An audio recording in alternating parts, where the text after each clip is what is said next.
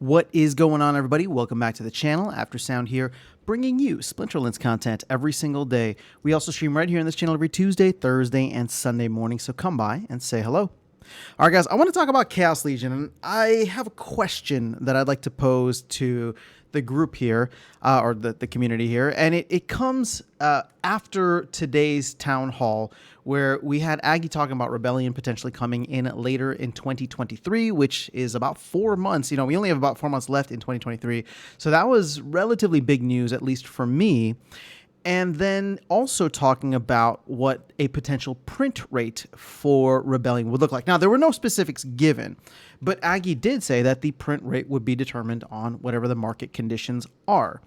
So again, you know, he was joking around saying like, oh, you know, if Bitcoin tanks, then maybe we'll only print 5 Rebellion packs. Obviously, he was joking, right? But the point is, I have been saying on the channel here for a while that I'm expecting 15 million packs to be printed, as well as a burn that starts or is kind of predetermined from day one. I just can't see the team printing less than 50 million packs because that's kind of removing, potential revenue for them.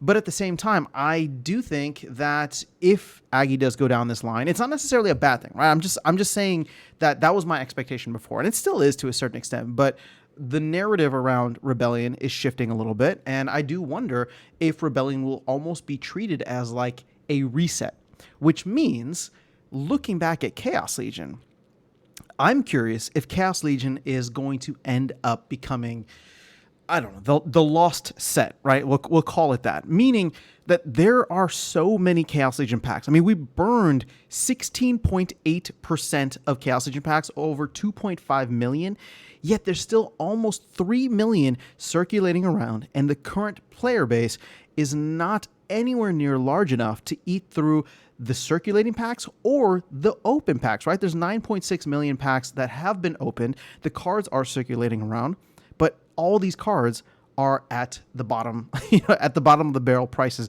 at least compared to their relative histories throughout their time.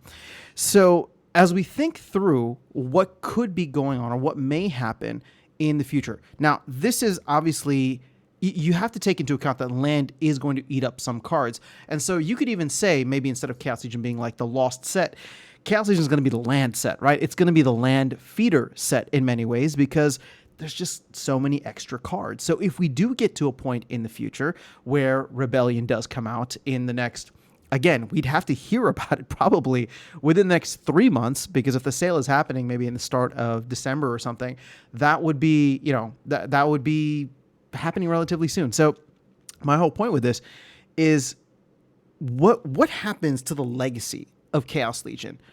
Does it just become something where everybody can get the cards for super cheap and it'll never like really achieve the status of its predecessors? So like Untamed or Dice, or not Dice, but Untamed or Beta or Alpha, right? Because if we go to Rebellion, and let's say Rebellion has maybe half the packs, right? 7.5 million. I think that would be something, I don't know, to me, that would be something that would make that set much more desirable. Plus, on top of this, I've already talked about the fact that there's probably going to be significant power creep in Rebellion as well, if those packs are going to come out at $4 a pop, and we still have Chaos Legion packs on the secondary market going for $1.29. So, as I think through, obviously land is going to be a huge part of this. And maybe what ends up happening is over the course of time between 1.5, 1.6, all the way to 2.0 and beyond, right? Because we know land is obviously going to be a project that spans multiple years, with 3.0 or the final phase being slated for some time in 2025. If that ends up being the case, and we do get these newer sets that might be smaller, like what if Rebellion only comes out with 5 million packs?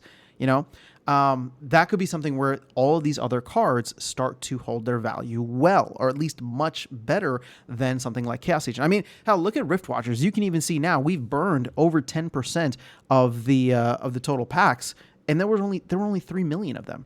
So in a way, in the future, if we do get to a position where we start, getting fewer and fewer packs for these major core sets that align with where the market is, then Chaos Legion just becomes essentially like the land set, which means, and I've been saying this for a while, but but Rift Watchers, in a sense, becomes probably one of the most desired sets. There's so many meta cards in there that this is going to be the set that comes out. Sorry, not the set, but the edition. This is going to be the edition that if and when new players come in 6 months from now, a year from now, keep in mind, Rift Watchers will be all probably burned out by then. But if and when these new players come in 6 months, 12 months, maybe even 18 months, when we're at like the height of the bull run at the hopefully end of 2024 or early 2025, Rift Watchers is going to be that pack, right? It's going to be the Untamed or the Dice, whereas Chaos Legion, there's still going to be leftover packs, right? from that. So people could easily get Chaos Legion. They can come into the game. And I don't necessarily view that as a bad thing, because when the major rush happened last time, all the card prices went up.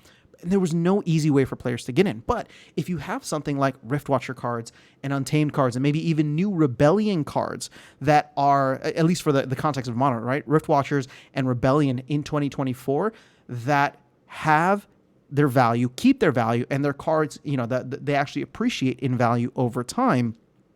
But there's also a set that people can come in and play. And you're not going to have maybe, all the meta cards that you need, but Chaos Legion is not, it's no joke. There's some powerful cards in there. It's still going to be the defining, almost like the defining set for Modern, because people will probably have more Chaos Legion cards than they do Rift Watcher cards. That's kind of the future that I see here, where Chaos Legion is never going to be this thing that holds its value because there's going to be so many cards out there. These cards aren't going to get burned, right? At least not further more than they are now. If anything, they're going to get stuck on land. And at some point in the future, if people are able to, they will replace these cards with maybe better cards on land. So again, that could mean, for example, like if newer sets come out and you have a common, what I mean by that is like a common Chaos Legion card, but then a new Rift Watcher, not Rift Watcher, but like Rebellion set comes out, and somebody wants to take that Chaos Common and put in a gold foil legendary, we're going to see some of those cards start to come out over time, and there's no real home for them, right? Is what I'm saying. Like, land is just going to be this temporary thing.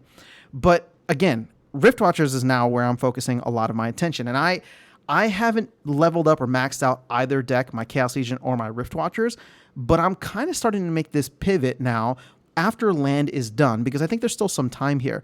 But after land is done, I think I'm actually going to focus on Rift Watchers, because I don't see Chaos Legion going away for a very long time. And granted, even if it does, I don't see the cards like appreciating value unless we get a ton of new players to come in, at which point we have other problems, good problems, right? Because hopefully people are coming in, buying and staking SPS and all that good stuff. But at this point, I think that I'm going to shift my focus over to Rift Watchers and start to level up those cards for certain, certain levels, so that I can unlock certain abilities. And I might make a separate video on that, just because it's something that's been on my mind, and I talked about it during a recent live stream. But, thinking about the legacy of Chaos Legion as we go forward, as we potentially get Rebellion later this year with a smaller pack count, and if for any reason that the market never picks up in the way that it did, it could be a while. Sorry, the market never picks up in the way that it did back in 2021. It could be a while until we see another set that comes along that was the size of Chaos Legion, 15 million packs, or maybe even more importantly, like 12 million packs, 12 to 12.5 million, because we did burn about 2.5 million. So, I'm curious to know what your guys' thoughts are. We've talked about Rebellion at length, but that was when it was more abstract. Now it seems like there's a good chance that it comes later this year.